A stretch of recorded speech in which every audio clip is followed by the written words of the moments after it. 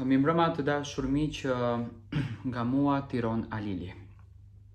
Jam këtu me ju sonte për të komentuar në mënyrë njerëzore, jo më profesionale, në mënyrë qytetareske, rastin që më tronditi mua, u tronditi ju, na tronditi të gjithë neve në Kosovë. Bashkëshorti i vajzës, dhëndri i shtëpisë me paralajmërim ndaj bashkëshortes së tij për budallallikun e vet, vret 2 vëllezër në ditën e 4 të varimit të babait të tyre. Nga t'ja filloj të flas, nuk e di. Njëherë pikëspari, asaj nëne, asaj gruaje, i shprengu shëllimet më të sinqerta, më njerëzore, atyre fëmijë që rriten në këtë trysnin, në këtë dhimbjen e madhe që babai i tyre ka vrarë dajollarët, dhe sidomos pas një dhimbje kur ajo grua e ka patur pas vdekjes së babait. Gruaja ka qenë duke përshëndetur nënën për të ikur në shtëpi dhe bashkëshorti nxjerr pistoletën dhe vret 2 vëllezërit e gruas, të cilët kishin ardhur për të varrosur të atin e tyre. Historia nuk ka nisur këtu. Tani do flas për institucionet, do flas për politikën, do flas për të drejtën dhe njëkohësisht do flas edhe për mbrojtjen e qytetarit, apo sa ne si qytetar jemi të mbrojtur në vendet tona. Zonja në fjalë ka patur dhunë barbare, ka patur dhunë të tmerrshme gjatë gjithë kohës. Dhe kulminacioni i dhunës së vazhdueshme në vite ka qenë në festën e Bajramit, kur zotëria i thot gruas së vet që shko, zgjoj nga gjumi fëmijët, urdhër. Zonja nga frika shkon i zgjon, por fëmijët, si të gjithë fëmijët e tjerë, që e kanë shumë vështirë mëngjesin, nuk zgjohen dot nga gjumi dhe këtu nuk ka asnjë gjë të keqe.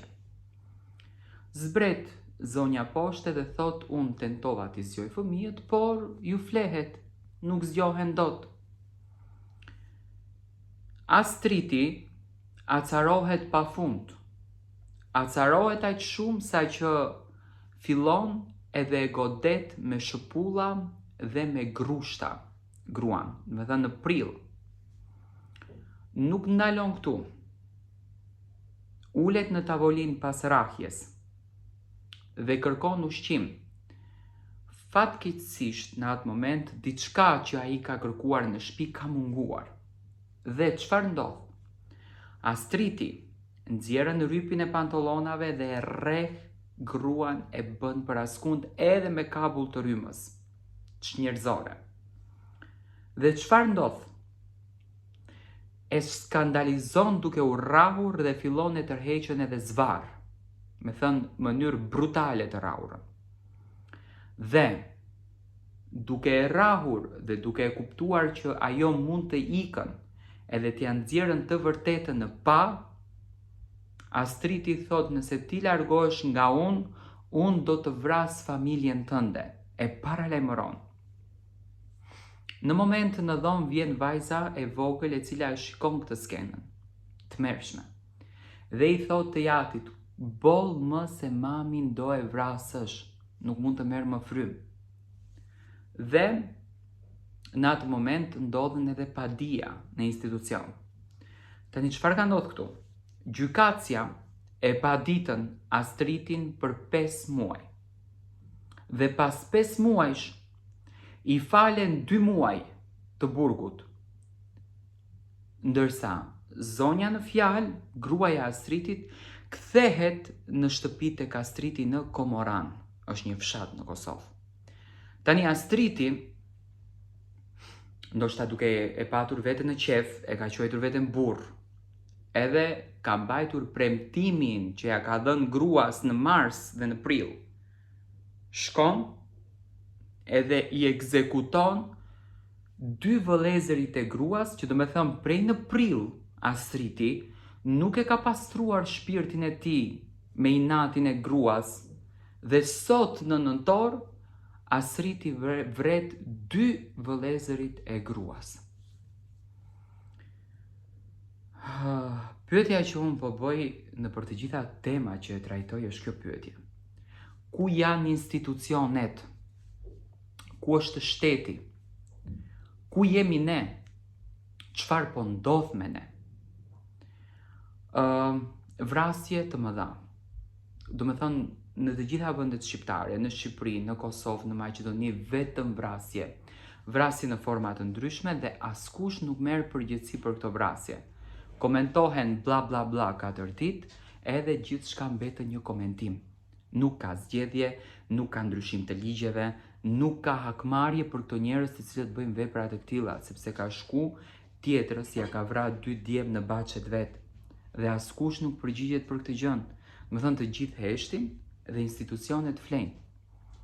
Tani, përse votojnë populli shqiptar? Votimet janë për atë siguri, për një të ardhme më të mirë në vendin tënd, për jetën tënde, dhe jeta jote është edhe kjo gjë që ti do me thënë duhet të jesh rahat edhe i qetë aty ku jeton, që nëse cënohet e drejta jote të ketë kush të mbroj.